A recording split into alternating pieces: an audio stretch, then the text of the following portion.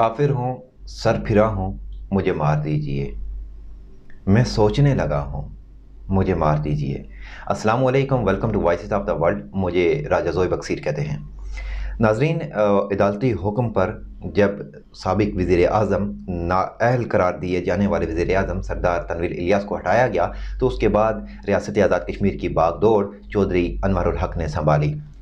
चौधरी अनवर उल हक को रियासत की बागडोर संभाले हुए कम से कम 8 माह का अरसा गुजर चुका है, लेकिन इस 8 माह के दौरान उनकी कारकर्दगी और उनके इक़दामात और बयानात सवालिया निशान है। चौधरी अनवर उल हक जो अपने मुनफरिद स्टाइल की वजह से जाने जाते हैं, उनका खुला गिरेबान है, कंधे के ऊपर एक चादर फेंकी होती है और ख़ुद को फ़कीर कहते हैं। उनसे एक सवाल तो ये है कि क्या आपको रियासत आज़ाद कश्मीर की आवाम की दादरसी, उनके मसाइल को एड्रेस करने के लिए मुंतखब किया गया था, या फिर आपको फ़कीरी करने के लिए? अगर फ़कीरी करना ही मतलूब थी तो वहाँ पर साइंस सैली सरकार का दरबार है, जनाब वाला आपकी ज़्यादा ज़रूरत वहाँ पे है। इसके साथ साथ जब से चौधरी अनवर उल हक ने आज़ाद कश्मीर की बागडोर संभाली है, तब से रियासती बाशिंदे सरापाए एहतजाज हैं, और इसकी वजह कोई सियासी तब्दीली नहीं, बल्कि इसकी सबसे बड़ी वजह यह है कि रियासती बाशिंदे अपना बुनियादी हुकूक का मुतालबा कर रहे हैं, जिस पर आटे पर सब्सिडी का मिलना, बिजली बिल्लात पर नाजायज़ टैक्सेस का इजाफा करना, और इस तरीके से अडाक मुलाजमीन को ना सिर्फ वक्त पर तनख्वाहें मिलना बल्कि उनको मुस्तकिल ना करने जैसे मामला सामने आ रहे हैं।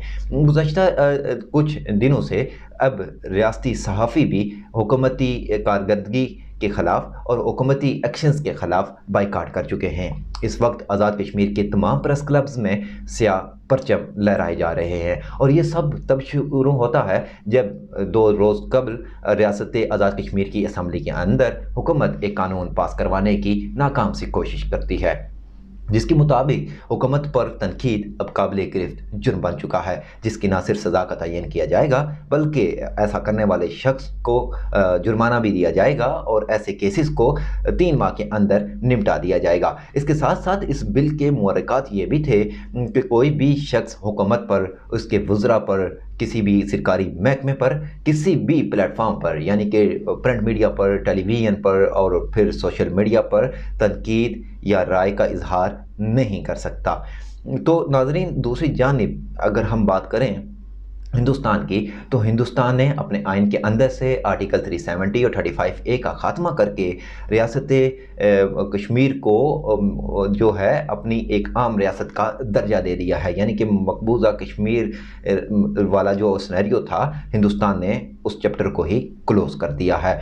इसके ऊपर पाकिस्तान की जानिब पिछले 75 सालों की तरह वही दादरसी है, वही मज़ामतें हैं, वही बयानात हैं, वही तकरीरें हैं, सिर्फ चेहरे मुख्तलिफ हैं। बिल्कुल वैसे ही निगरान वज़ीर आज़म अनवर उल हक काकड़ पाकिस्तान से आज़ाद कश्मीर में जाते हैं। आज़ाद कश्मीर असम्बली में उनके आमद की जब खबर पहुंचती है, तो उससे पहले मुज़फ़्फ़राबाद शहर को टाकी शाकी मार के साफ़ किया जाता है, वहाँ की चौक चौराहों और असम्बलियों को सजाया जाता है। उसकी तज़ीन व आराइश करने के बाद अपने मनपसंद और मंजूर नज़र जो सहाफ़ी हज़रात हैं, उनको प्रेस गैलरी तक इजाज़त इसलिए दी जाती है ताकि उनसे स्क्रिप्टेड क्वेश्चंस पूछे जा सकें। कोई ऐसा सवाल उनसे ना पूछा जाए जिसकी बदौलत उनको एम्बैरेसमेंट फ़ील हो। तो नाज़रीन, जहाँ पर अनवर उल हक जो आज़ाद कश्मीर के वज़ीर आज़म हैं, चौधरी अनवर उल हक के कलमदान संभालने के बाद अवाम सरापाए एहतजाज हैं। अब वहाँ पर साफ़ी हज़रात अपनी इज़हार राय पर पाबंदी के ख़िलाफ़ सरापाए एहतजाज हैं, और पूरे आज़ाद कश्मीर में इस वक्त एक हू का आलम है। और अब वज़ीर आज़म आज़ाद कश्मीर की संजीदगी का आलम देखिए कि वो रियासती बाशिंदों को मुफ्त मौत देने की बातें करते हैं। वो अपने साबिक हम मनसब वज़राए आज़म को चरसी और नशई करार दे देते हैं। वो ख़ुद को फ़कीर तो कहते हैं, लेकिन ये कैसी फ़कीरी है? ना रियासती बाशिंदों की दादरसी की जाती है, ना ही किसी का अदब व एहतराम को महलूज़ ख़ातिर रखा जाता है। इसके साथ साथ चौधरी अनवर उल हक के कारनामों की अगर बात करें, तो 8 माह के दौरान ये बहुत कम मीडिया पे आए, और जब भी आते हैं तो ये दावा कर देते हैं कि मैं मैन ऑफ द एक्शन हूँ, I am not man of the speaking, और बला बला इस तरह की बातें करते हैं। हकीकत ये है कि चौधरी अनवर उल हक ने हुकूमत को वज़रा की हुकूमत बना दिया है। 35 से ज़ायद वज़ीर मिशरों की फ़ौज भर्ती की है। अब बड़ी मुश्किल से मीडिया की तनकीद करने के बाद उन्होंने महकमे भी अलाट किए, چاہیے، لیکن وہ محکمے کتنے کارگر ہیں یہ میں آپ کو بتاؤں گا۔ وہ ایسے کہ دیکھیں کہ ہمارے ریاست آزاد کشمیر کے اندر صدر، وزیر اعظم اور تمام مشیر وزیروں کو 2 بندے، ایک آئی جی اور دوسرا چیف سیکرٹری، وہ بھی پاکستان سے ڈوری ہلاتے ہیں۔ اب میں یہ بھی نہیں کہہ سکتا کہ ڈوری انہوں نے ہاتھ میں پکڑی ہے، بلکہ انہوں نے ڈوری اپنے پاؤں کے ساتھ باندھ رکھی ہے، جب جی چاہا ٹھڈا مارا اور کام کروا دیا۔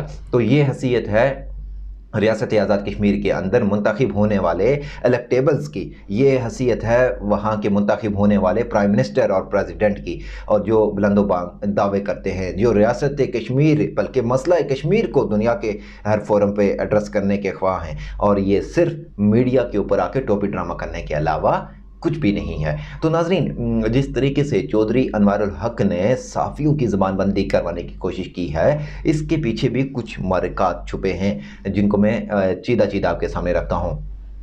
بھارت نے جب یہ تمام تر سینیریو کیا تو اس کے بعد پاکستان کی جانب سے صرف مزاحمتیں اور تقریروں کے علاوہ تو کچھ بچتا نہیں ہے۔ پھر وزیر اعظم، جو نگران وزیر اعظم ہیں، وہ آزاد کشمیر کی اسمبلی میں کھڑے ہو کے یہ کہتے ہیں کہ کوئی بھی ہماری مرضی کے خلاف کشمیر کا فیصلہ نہیں کر سکتا۔ تو مجھے ہنسی اس بات پہ آئی کہ ان کی حیثیت کیا ہے۔ یہ جو پاکستان کے نگران وزیر اعظم انوار الحق کاکڑ ہے، ان کا کام تو اپنے 3 ماہ کے اس یا 4 ماہ کے اس دورانیہ کے اندر صاف شفاف انتخابات کروانا ہے، ان کا صرف یہ کام ہے۔ لیکن وہ وزیر اعظم صاحب یہ کام چھوڑ کے دیگر کاموں میں مصروف ہیں۔ انہوں نے اس ریاست کو جو ہے اپنے ملک پاکستان کو پوری دنیا کے سامنے ایک کھلونا اور ایک مذاق والا یعنی کہ شکل بنا دیا ہے۔ تو یہ تو ان کے اپنے حالات ہیں، خود تو ان کے حالات سدھر نہیں رہے، اور چلے ہیں یہ ریاست آزاد کشمیر کی جو ہے باغ دوڑ کو سنبھالنے اور ان کے مسائل کو ایڈریس کرنے۔ اب آزاد کشمیر اسمبلی کے اندر بیٹھنے والے جو الیکٹیبلز ہیں، جن میں وزیر ہیں، مشیر ہیں، وزیر اعظم، دوسرے تیسرے جتنے بھی آپ ڈپارٹمنٹ سرکاری کہہ لیں، یہ صرف اپنے بڑوں کی یعنی کہ پاکستان کی خوشنودی حاصل کرنے کے لیے، اپنی سیٹ ایڈجسٹمنٹ کے لیے ریاستی عوام کے امنگوں پر شب خون مارتے ہیں۔ نہ ان کو درست معلومات یہ آگے فراہم کرتے ہیں، نہ ہی یہ اس اہل ہیں کہ ریاستی باشندوں کی ترجمانی کر سکیں۔ اب بات کرتے ہیں اصل ایشو پہ، جو صحافیوں کا ایشو ہے۔ پاکستان کی طرح آزاد کشمیر کی ریاست کے اندر ایک مکمل انفراسٹرکچر موجود ہے، ہر محکمہ موجود ہے، لیکن وہ کاغذ کے اوپر ہے، وہ آن گراؤنڈ کتنا کام کر رہا ہے یہ ایک الگ سے بات ہے۔ بالکل ویسے ہی آزاد کشمیر میں محکمہ اطلاعات ہے، جو براہ راست وزیر اعظم کے زیر کنٹرول ہے، اور پھر اس کا کام صرف اور صرف وزیر اعظم کب آ رہے ہیں، کب جا رہے ہیں، کون سا پروجیکٹ دے دیا، کتنے کا ٹینڈر منظور ہو گیا، اس کے علاوہ ان کا کوئی کام نہیں ہے۔ حالانکہ ان کا کام تو کچھ اور تھا۔ اب دوسری جانب ظلم یہ ہو رہا ہے کہ جو ریاست میں جو پرنٹ میڈیا جو وینٹیلیٹر پہ ہے، اپنی آخری سانسیں لے رہا ہے، اس کے حالات اتنے ناگفتہ ہیں کہ کئی سالوں سے وہاں پر صحافیوں کو تنخواہیں نہیں دی گئی۔ دوسری جانب حکومت یہ دعویٰ کرتی ہے کہ وہ ریاستی صحافیوں کو اکوموڈیٹ کرتی ہے۔ صحافی یہ ڈیمانڈ کرتے ہیں کہ ہمیں وہ لسٹیں پرووائڈ کریں کہ کون سے ایسے وہ شخص ہیں جو حکومت کی جانب سے فیضیاب ہوتے ہیں، جو ان کی مراد سے فائدہ اٹھاتے ہیں، تاکہ اس کا ان صحافیوں کو بھی اور ریاست کے باشندوں کو بھی پتہ چلے، لیکن حکومت کی جانب سے سرد مہری اختیار کر دی جاتی ہے۔ اب پاکستان کے اندر اگر بات کریں تو میڈیا کو کنٹرول کرنے کے لیے ایک ادارہ موجود ہے جس کو پیورا کہا جاتا ہے، لیکن آزاد کشمیر کے اندر اس طرح کا کوئی سینیریو نہیں ہے۔ اب جتنی اس تمام تر سینیریو کے اندر اتنے خراب حالات کا ذمہ دار آپ حکومت کو ٹھہرائیں گے، اتنے ہی ذمہ دار وہاں کے صحافی بھی ہیں۔ وہ اس لیے کہ انہوں نے خود سے اپنے آپ کو گروم کرنے کے لیے کبھی کوشش نہیں کی، ٹریننگ سیشنز نہیں کروائے، نئے آنے والوں کو انہوں نے کبھی اکوموڈیٹ نہیں کیا، ان کو کبھی موٹیویٹ نہیں کیا، اور پھر خود سے اپنے لا اینڈ آرڈرز کو جو ہے نہ ہی انہوں نے واضح کیا، نہ ہی کرنے کی کوشش کی۔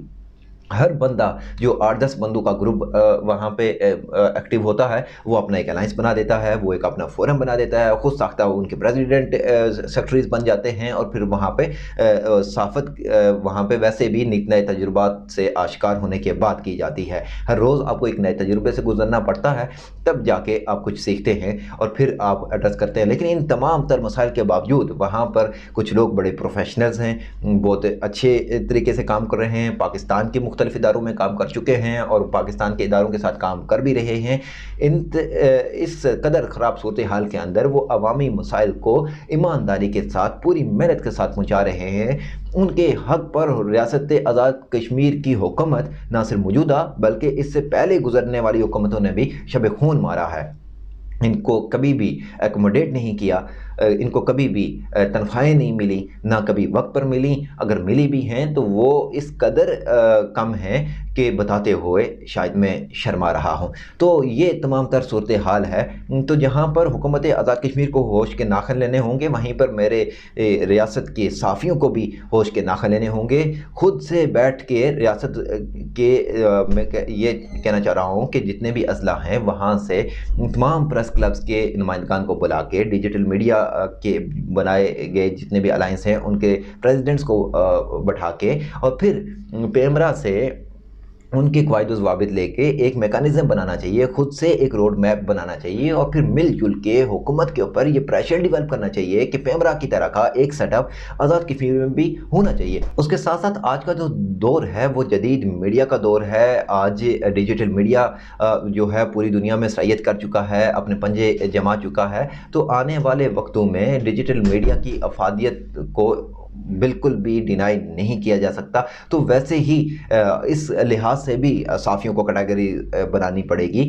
اب یہ تو نہیں ہے میرے طرح کوئی بھی موبائل لے کے اور کیمرہ لے کے بیٹھ کے ولاگنگ کرنا شروع ہو گیا، وہ بھی جرنلسٹ ہے، اور جو کسی سے اوٹ پٹانگے سوال کرتا ہے وہ بھی جرنلسٹ ہے۔ تو بالکل ڈیجیٹل میڈیا جو جرنلسٹ ہیں ان کا آپ کو کرائٹیریا بنانا پڑے گا کہ کون سا فری لانسر ہے، کون سا کنٹینٹ کریٹر ہے، کون سا ڈیجیٹل جرنلسٹ ہے اور کون سا ڈیجیٹل آرٹسٹ ہے۔ تو اس طریقے سے اپنے گریبان کے اندر نہ صرف صحافیوں کو جھانکنے کی ضرورت ہے بلکہ جو حکومت وقت ہے اس کو بھی جھانکنے کی ضرورت ہے۔ اس کے ساتھ ساتھ ناظرین، وقت اس قدر تیزی سے کروٹیں بدل رہا ہے کہ آنے والے وقت میں پر امید ہوں کہ حالات کافی بہتر ہوں گے۔ وہ اس لیے کہ اس وقت ریاست کے اندر جو جامعہ ہے، سرکاری جامعہ ہے، اس کے اندر میس کمیونیکیشن کا ڈپارٹمنٹ موجود ہے۔ وہاں پر 80 سے زائد طلباء اور طالبات تعلیم حاصل کر رہے ہیں میڈیا کی۔ تو یوں یہ کہا جا سکتا ہے کہ آنے والے وقتوں میں نہ صرف میڈیا چیلنجز سے نمٹا جائے گا بلکہ صحافت کے اندر ایک بڑی تبدیلی کے لیے یہ نوجوان بچے اور بچیاں پیش خیمہ ثابت ہوں گے۔ اس کے ساتھ ساتھ صحافیوں کو یہ چاہیے کہ خود سے پیچھے آنے والے نوجوانوں کے لیے بالخصوص کوئی میراث چھوڑ کے جائیں، کیونکہ یہ یاد رکھیے گا کہ ہر قدیم کبھی جدید تھا اور ہر جدید کو قدیم ہونا ہے۔ لہٰذا کوشش کیجئے کہ آزاد کشمیر کے جتنے بھی یہ پریس کلبز کے جو صدور ہیں تمام اضلاع سے وہ ایک گرینڈ میٹنگ کال کریں، اس کے اندر ایک روڈ میپ دیں، اور پھر اس روڈ میپ کے تھرو حکومت کے اوپر یہ پریشر ڈالا جائے کہ ایک ادارہ بنایا جائے جو ریگولیٹ کرے میڈیا کو، جو میڈیا کے معاملات کو ایڈریس کرے، اور پھر ایک فل فلیج کیمپین چلائی جائے کہ صحافیوں کے یہ مسائل ہیں اور اس طریقے سے ان کو ایڈریس یا اکوموڈیٹ کیا جانا چاہیے۔ تب تک ماں سوائے زبانی جمع خرچ کے، ماں سوائے زبانی حساب کتاب کے اور شور و غل کے کچھ ہاتھ آنے والا نہیں ہے۔ تو ناظرین، اپنی قیمتی آراء سے کمنٹ سیکشن میں آگاہ کیجیے گا۔ مجھے دیجیے اجازت، فی امان اللہ۔